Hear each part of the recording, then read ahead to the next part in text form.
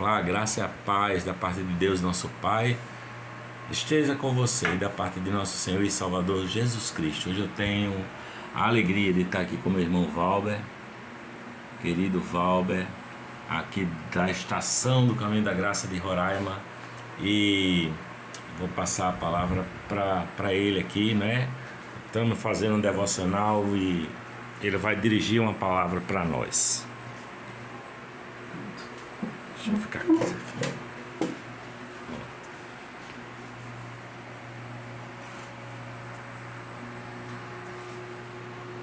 Bem, agora nós cantamos o hino que fala que Jesus sofreu na cruz, carregou a cruz e ao mesmo tempo sofreu na cruz, porque não havia nenhum.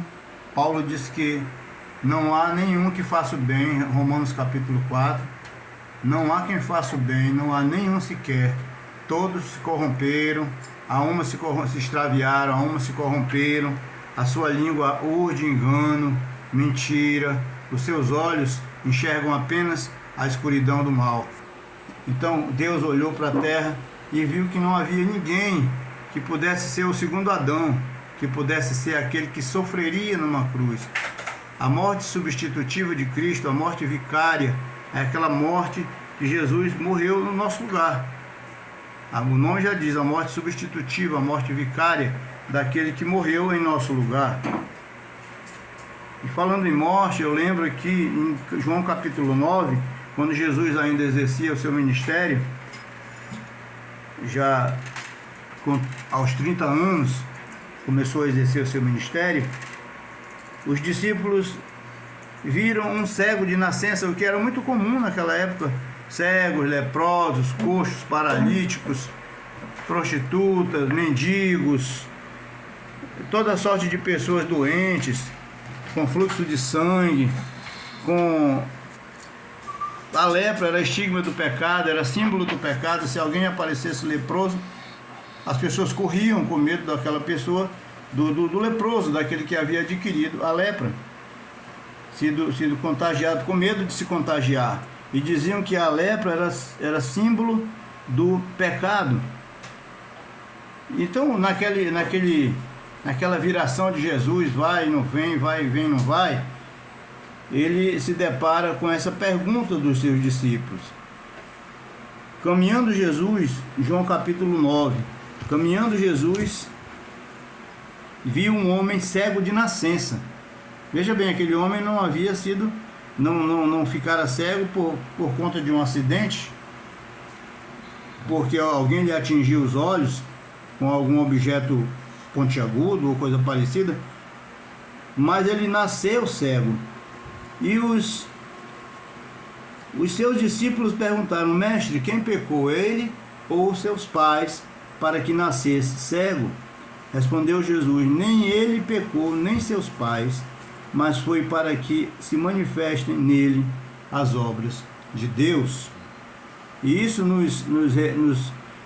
nos faz recorrer ao livro de Eclesiastes, capítulo 9, onde se fala que tanto aquele que jura como aquele que não jura, tanto aquele que faz o bem como aquele que não faz, vem sobre ele o mal. Eclesiastes capítulo 9. Deveras me apliquei, o pensador Salomão, que tudo indica que foi Salomão quem escreveu o livro de Eclesiastes, deveras me apliquei a todas estas coisas para claramente entender tudo isto, que os justos e os sábios e os seus peitos estão nas mãos de Deus. E se é amor ou se é ódio que está à sua espera, não sabe o homem. Tudo lhe está oculto no futuro, tudo sucede igualmente a todos. O mesmo sucede ao justo e ao perverso, ao bom, ao puro e ao impuro, assim ao que sacrifica como ao que não sacrifica, ao bom como ao pecador, ao que jura como ao que teme o juramento. E Jesus também diz, lá em Mateus, no capítulo 6, ele vai dizer que quando ele está proferindo ali o Sermão do Monte, as pessoas o cercam, e ele começa a dizer: bem-aventurados os humildes de espírito, porque deles é o reino dos céus, bem-aventurados os que choram, porque serão consolados, bem-aventurados os puros de coração, porque verão a Deus, bem-aventurados os misericordiosos, porque alcançarão misericórdia. Então ele fala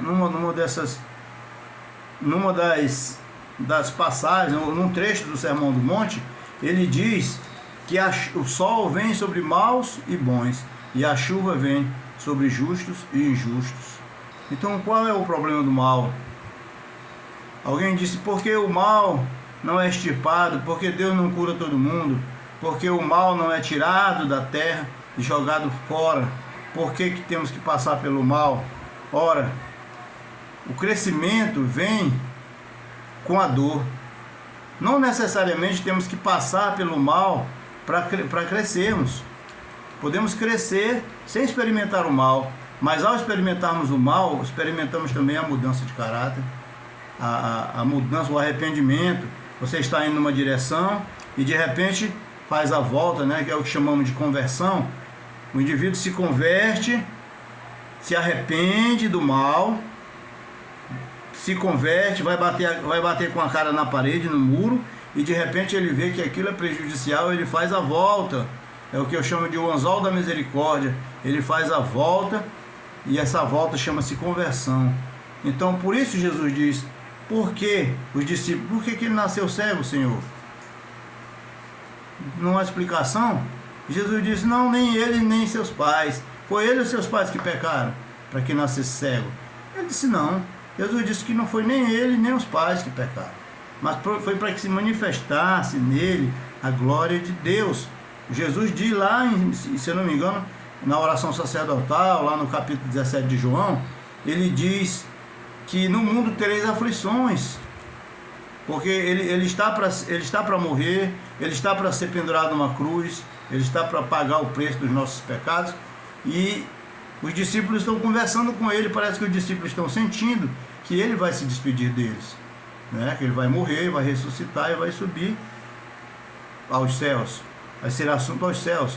O que acontece é que ele diz aos discípulos: olha, no mundo tereis aflições, angústias, dores, dilemas, problemas terríveis, doenças, males, vai nascer gente cego, vai nascer gente, vai pegar uma lepra, vai nascer gente coxa devido às doenças, devido ao problema da nossa condição de seres caídos, né?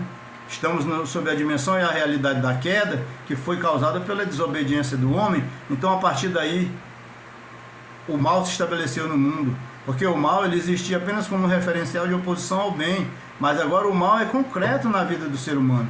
Por isso as plantas têm espinhos, por isso os animais têm veneno, como uma forma de se defender no meio de toda essa guerra biológica, no meio de todo esse problema de uns contra os outros, homens contra animais, animais contra homens e etc.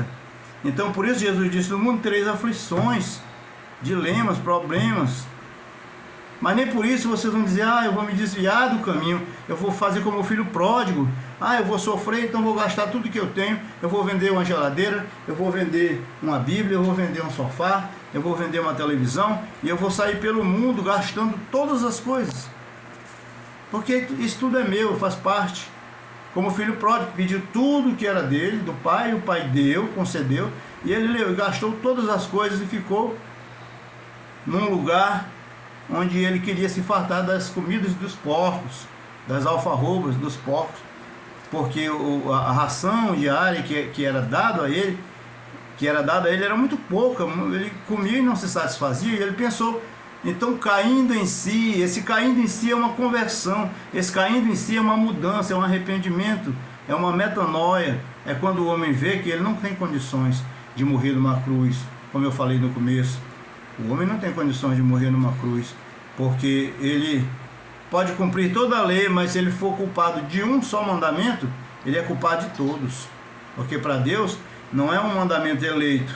Por exemplo, se você honra pai e mãe, não adultera, não honra pai e mãe e faz todas as outras coisas, não toma o nome de Deus em vão, não cobiça as coisas do outro, e tropeça num só mandamento, você é culpado de todos. Então o filho pródigo, ele teve esse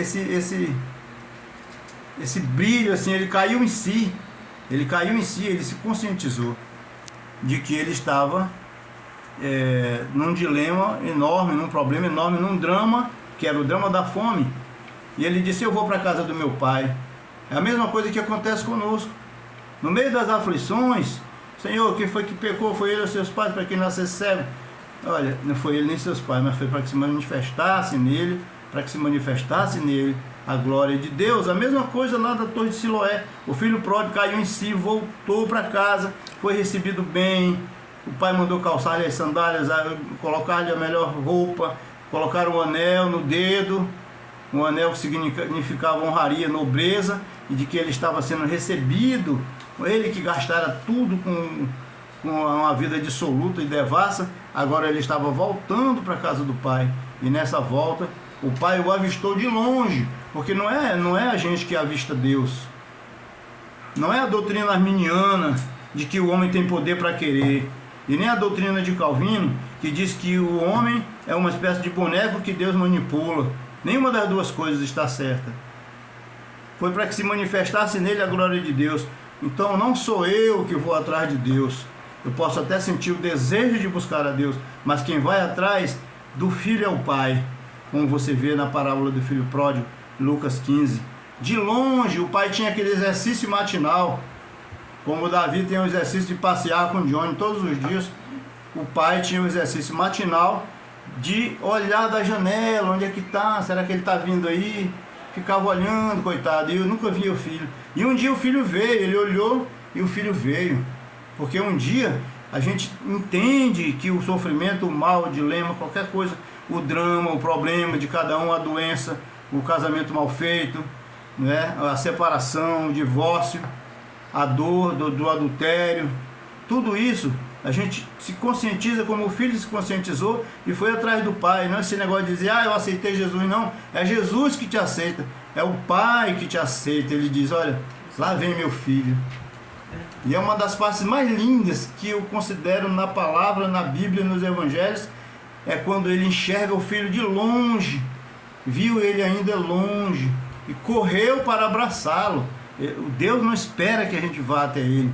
Quando ele vê que nós temos a intenção de buscá-lo, de amá-lo, de querê-lo, com ansiedade, com desejo, com vontade, ele vai ao encontro do homem, como naquele quadro de Michelangelo, que ele está com o dedo, tocando no dedo de Adão, no teto da Capela Sistina.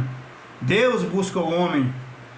Por isso que a religião não nos satisfaz, por isso que a religião não responde ao problema do mal, porque Deus vai buscar o homem, não é o homem que vai buscar Deus. Quando eu dava aula de religião nas escolas, em Roraima, eu dizia: olha, a religião é o religare, em latim, é você tentar alcançar a luz de Deus, você sair da escuridão e tentar alcançar a luz de Deus, como diz lá em Isaías: o povo que vivia nas trevas viu grande luz, e aos que jaziam na região da sombra da morte, resplandeceu-lhes a luz.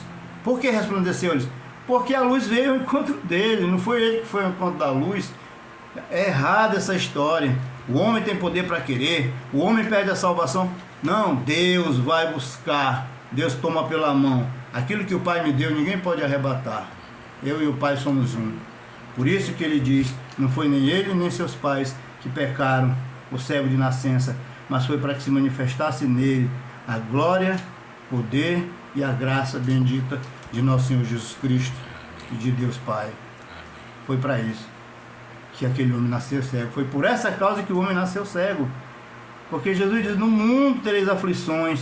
Porque o Salmo 23, Davi diz: o Senhor é o meu pastor e nada me faltará. Não falta o bem, não falta a comida, não falta o prazer, não falta a vontade de viver, mas também não falta a dor, não falta a escassez, não falta a fome, como Paulo dizia: tudo posso naquele que me fortalece. Porque você está na escassez, você está na fartura, você está na abundância, você está naquilo que falta, né, na escassez.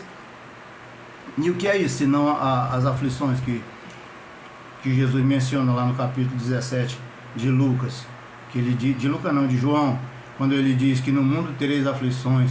Paulo diz, eu passei 3 dias na voragem do mar, peguei 49 chicotadas menos um, e mesmo sendo cidadão romano, Paulo tinha o cuidado com os falsos irmãos, tinha cuidado com os da comunhão, como Himeneu e Fileto, né?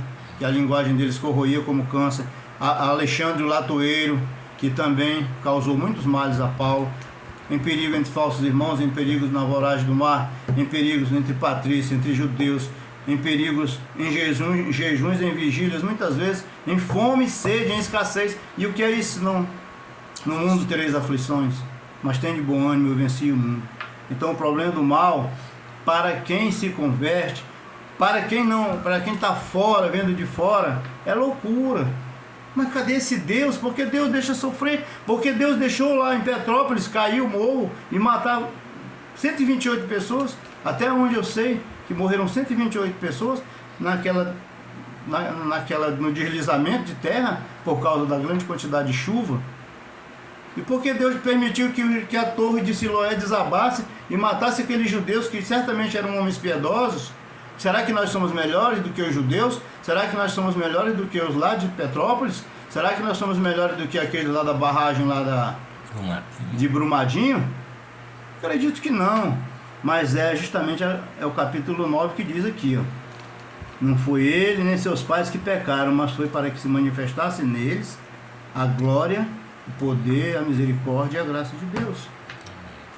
Para que o homem entendesse que o caráter de alguém é forjado no meio da dor.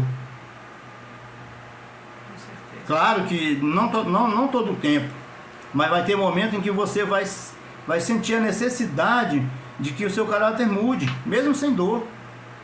Mesmo diante do prazer, olha, Deus está me tratando tão bem, eu vou servir a Deus ainda mais. Mas quando a dor vem, aí você sente, aí você não escolhe. Quem escolhe é a dor. Quem escolhe é Deus que está mandando aquilo ali muitas vezes. É Deus que permite que a dor aconteça para você valorizar. Não estou dizendo que isso aí é uma regra, uma lei. Mas Deus muitas vezes permite que você sinta aquela dor para que você entenda que Deus faz o seu caráter firme e forte no meio da dificuldade, do dilema, do drama, da dor. Por isso Jesus diz, nem ele nem seus pais pecaram, mas foi para que se manifestasse nele a glória de Deus. Porque o homem cego, ele via a misericórdia de Deus, e os que enxergavam queriam ser melhores do que o cego, tanto que interrogaram o cego depois. Mas lá no final, Jesus diz para eles, olha, só porque vocês dizem que enxergam, vocês estão nas trevas. E esse rapaz que nasceu cego, ele ficou bom, ele foi curado e ele enxerga. Mesmo sendo cego, ele estava enxergando a necessidade da dependência de Deus. Então, antes de você culpar a Deus com essa teodiceia de que Deus fez todo o sofrimento do mundo se origina em Deus, de que você não pediu para nascer, ou de que Adão pecou e eu estou pagando o pato por Adão e Eva, não tenho culpa disso não. Eu não tenho culpa de nascer, eu não tenho culpa de Deus me colocar no mundo. Então todos culpam a Deus, a grande maioria culpa a Deus. Mas a culpa é do próprio homem, porque Deus deu livre-arbítrio e o homem faz porque quer. Ele tem o livre-arbítrio, ele age conforme ele deseja. Até que a dor venha sobre ele, muitas vezes, e ele entenda, meu Deus, o filho pródigo, né? Rapaz, eu estou comendo comida de porco, podendo estar em casa comendo carne, comendo feijão, lentilha, podendo estar comendo qualquer coisa boa, peixe, assado, e eu estou aqui comendo comida de porco. Só come comida de porco quem quer. Aleluia. Glória a Deus. Porque lá em Isaías diz, Deus fala pela boca de Isaías, se quiserdes e me ouvirdes, comereis o melhor desta terra. Amém. E realmente o servo de Deus sofre, mas ele é mudado, honrado, beneficiado, e ele alcança a felicidade em Deus. Amém. Concluiu? É isso. Que Deus nos abençoe e tenhamos sempre a luz do cego, né? boa meditação aqui do nosso irmãozinho Problema do mal. Valber. E muito grato aqui pela presença dele, tá bom? E espero que essa palavra chegue ao seu coração com as consolações do Espírito Amém. Santo para você. Eu por aqui vou dizendo amém, glória a Deus, paz na terra aos homens de boa vontade de Deus.